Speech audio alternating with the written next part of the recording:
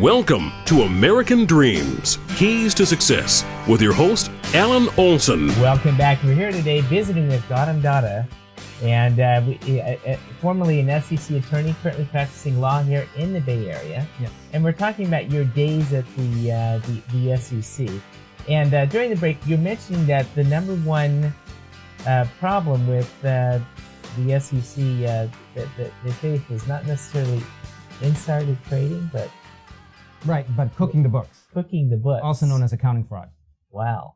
Yeah, it's just a classic case of people either dipping their hands into the cookie jar or falsifying earnings reports so that the company's earnings look much better than they are, so that more people invest in the company without knowing all the full information. Interesting. So how long did you spend with the SEC? I was there for 3 years. Okay. Long enough to get a good exposure. And what years were they?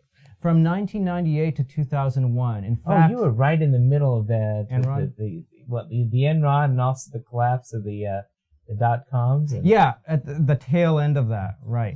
And, because I remember at that point, one of the biggest companies, was at the time MicroStrategy. That was one of the bigger companies. Now they're a blip on the screen, So yeah, that was a very exciting time. And actually, which office were you out of?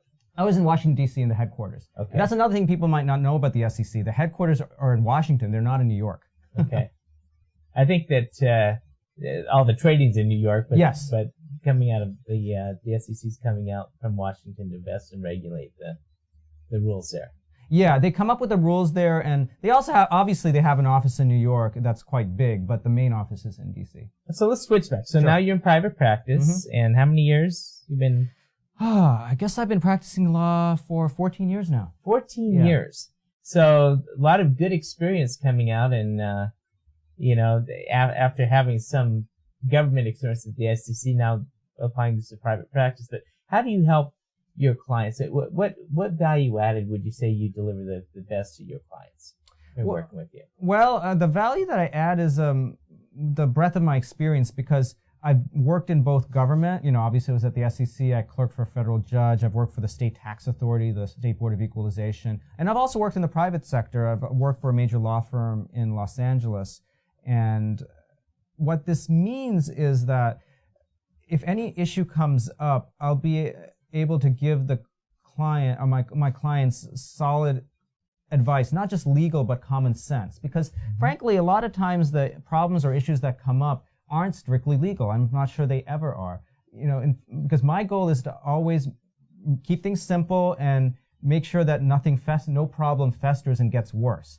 And if we do a good job of that, then knock on wood, you never have to go to court, because that is one of my goals, to keep my clients out of court, because in my experience, it costs money, it's stressful, and it's inherently backward-looking and distracting from the goal of making money. Why do people sue? That's a good question. As I was mentioning before, most people, and I'm talking people, not companies, there are two different things, and we can talk about the second in a second. Most people sue because they feel like they've been wronged or haven't been heard. They feel like they've been disrespected. And I'm convinced that a lot of those lawsuits can be avoided if they had been handled properly, had been handled properly earlier on. And I just see that through my clients' experience too. Obviously I've sued on behalf of clients, and some of my clients have been sued, and I've defended them. And in so many of these cases, the common denominator is that there's been a breakdown of communication. So that's on the individual, personal side. Now, on the company side, it sometimes isn't that much different. Again, maybe a company might have some disagreement or dispute with a customer or with another partner firm, and a lot of times you can work these things out. But it's funny, because in school we're taught that businesses behave rationally. That is, it's all about dollars and cents. But I can tell you that it's people of live flesh and bone who run these businesses. So it's not always quite rational in terms of the decisions that businesses make. And I think we all kind of get to have a sense of that.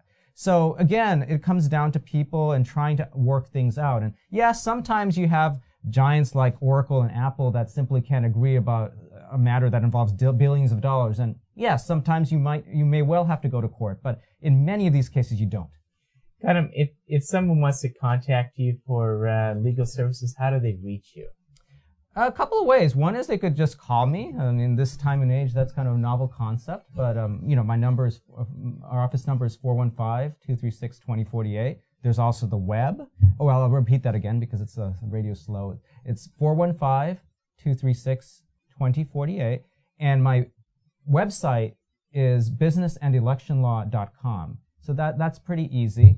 And that has all my contact info there. And your office is where? We're based in Fremont. Fremont, okay. Well, Gautam, we appreciate you being on today's show. Oh, thank you so much. We'll be right back after these messages. Discovering your keys to success. This is American Dreams on AM 1220 KDOW. He's the world's most trustworthy man. Tax filing deadlines are scheduled around his vacation calendar. The IRS agent who audited his client apologized. I don't always advise people on their taxes, but when I do, I save them every penny legally possible. GROCO CPAs and Advisors. Come to GROCO and stay wealthy, my friend.